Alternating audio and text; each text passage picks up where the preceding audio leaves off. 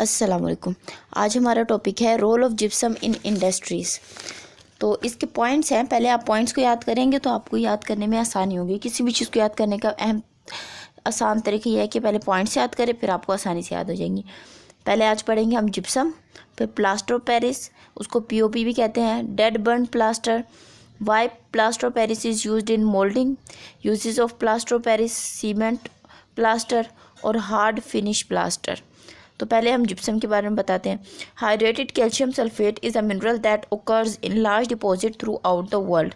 ये मतलब क्या, जिप्सम का जो फॉर्मूला है वो CaSO4.2H2O है, और इसको इसलिए हाइड्रेटेड का कैल्शियम सल्फेट कहते हैं क्योंकि इसमें 2 मोलिक्यूल वाटर के पाए जाते हैं। अब इससे formation of plaster of Paris कैसी होती है जिप्सम से। प्लास्टर ऑफ पेरिस को बनाने के लिए हम जिप्सम को क्या करते हैं, हीट करते हैं अबव 100 डिग्री सेल्सियस, और फिर जो जिप्सम होता है, जिप्सम का 70% जो वाटर होता है वो लॉस्ट हो जाता है, निकल जाता है। तो हम इसको इस तरह लिख सकते हैं कि when gypsum is heated above 100 degree Celsius it loses 3/4 of its water, जो कि 70% बनता है। Then the resulting product is known as plaster of Paris. इसको केमिकल इक्वेशन इसकी इस तरह है कि 2CaSO4.2H2O above 100 degree Celsius is equal to CaSO4 जो है ये प्लास्टर ऑफ पेरिस है, और H2O प्लस 3H2O जो कि रिलीज़ हो गया, लॉस हो गया। ठीक है, अब हमारे पास ना एग्जाम में क्वेश्चन इस तरह से बन के आ सकता है कि why plaster of Paris is used in moulding.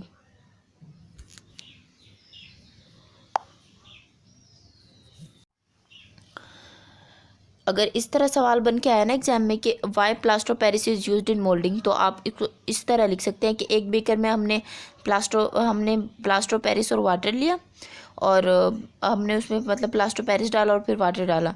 तो 10 से 15 मिनट के बाद वो एक प्लास्टिक टाइप वेस्क्यूअस मैस में मतलब कन्वर्ट हो जाएगा, और इसकी 1% एक्सपेंशन हो जाती है, इसका वॉल्यूम एक्सपेंड हो जाता है। ठीक है, इसको हम इस तरह लिख सकते हैं कि when plaster of Paris is mixed with water then the plastic type viscous mass is formed.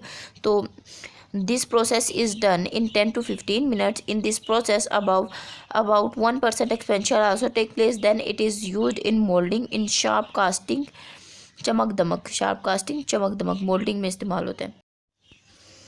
Uses of plaster Paris की uses. Plaster Paris is used in making plastic walls. ये प्लास्टर की वाल्स बनाने में इस्तेमाल होता है, मतलब plaster जो हम हाथ वगैरह में लगा लेते हैं जब हमारी हड्डी वगैरह टूटी होती है। तो plaster is used in moulding and casting of coins and statuary, coins बनाने में, और स्टेचरी मतलब मुजस्मा साजी। Plaster of Paris is used in surgical bandages of fractured bones. वो जब हमें प्लास्टर लग जाता है, जब हमारी हड्डी फ्रैक्चर हो जाती है तो फिर उसके लिए हम लगाते हैं। Gypsum is used as a filler in paper industry. तो जिप्सम जो है वो फिलर के तौर पे इस्तेमाल होता है पेपर इंडस्ट्री में। जिप्सम जो है वो इस्तेमाल होता है चाक पेंसिल, जब हम स्कूल में पढ़ते थे तो चौक होते थे ना, चौक से हम लोग लिखते थे, बोर्ड, ब्लैक बोर्ड और चौक, तो वो उसी चौक में इस्तेमाल होता है। सीमेंट प्लास्टर जो है, इसको बनाने का तरीका यह है कि जब सीमेंट को हम मिक्स करते हैं किसी ग्लू या फिर ऑयल के साथ, तो उसका जो सेटिंग टाइम होता है वो डिक्रीज़ हो जाता है। सेटिंग टाइम मतलब कि वो मतलब हार्ड जो होता है, वो हार्ड होने का टाइम ना उसका डिक्रीज़ कर जाता है, कम हो जाता है, वो जल्दी हार्ड हो जाता है। तो इसको हम जो रिजल्टिंग प्रोडक्ट बनता है उसको हम सीमेंट प्लास्टर कहते हैं। सीमेंट प्लास्टर एक बीकर लिया, उसमें हमने प्लास्टर ऑफ पेरिस डाला, ग्लू या फिर कोई भी ऑयल डाला, फिर रिजल्टिंग जो प्रोडक्ट बना वो सीमेंट प्लास्टर है, जिसका रिजल्टिंग टाइम कम है, जो मतलब जल्दी ही हार्ड हो जाता है। इसका सेटिंग टाइम बहुत कम है और मतलब जल्दी ये हो जाता है, मतलब वो हार्ड हो जाता है। इसी वजह से हम इसको स्टेचरी में इस्तेमाल करते हैं, मतलब स्टैचूज़ वगैरह मुजस्मा साजी में, और ये इतना हार्ड नहीं होता, ज़रा सा सॉफ्ट होता है, तो इसलिए हम इसको टॉयज़ बनाने में भी इस्तेमाल करते हैं। अब दूसरा टॉपिक है हमारा हार्ड फिनिश प्लास्टर। जब हम डेड बर्न प्लास्टर CaSO4 जो हमारे पास बन जाता है, उसको हम कैल्सिनेट करते हैं। कैल्सिनेट का मतलब होता है हीट करते हैं एलम के साथ।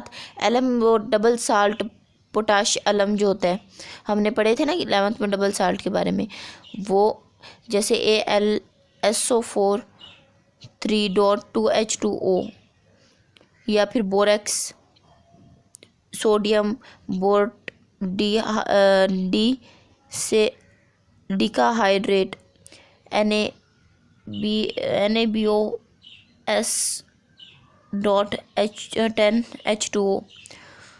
तो ये हमारे पास डबल साल्ट है।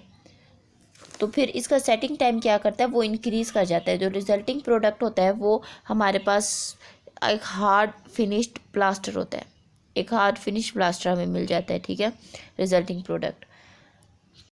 अब अगला हमारा टॉपिक है पोर्टलैंड सीमेंट। पोर्टलैंड सीमेंट इसको इसलिए क्या कहा जाता है क्योंकि पोर्टलैंड एक जगह का नाम है जहाँ की जो मिट्टी है वो इस सीमेंट की तरह नरम मुलायम, जब सीमेंट को हम वो करते हैं ना तो नरम होती है, मुलायम, उसी तरह ये इस जगह की मिट्टी भी होती है, तो इसलिए इसको पोर्टलैंड सीमेंट कहा जाता है।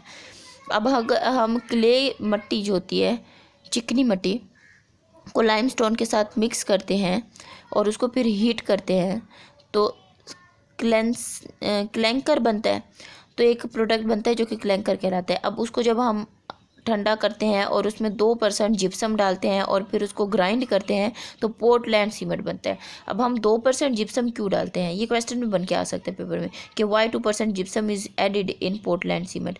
इसका आंसर ये है कि 2% सीमेंट जिप्सम इसलिए डालते हैं हम लोग सीमेंट में, पोर्टलैंड सीमेंट में, ताकि वो प्रिवेंट करे सीमेंट को from hardening too rapidly and उसकी जो सेटिंग टाइम है उसको इंक्रीज़ कर दे, ठीक है। क्योंकि जिप्सम की ये प्रॉपर्टी है कि अगर उसको डालेंगे किसी चीज़ में तो उसकी सेटिंग टाइम जो होगा उसका इंक्रीज़ कर देगा।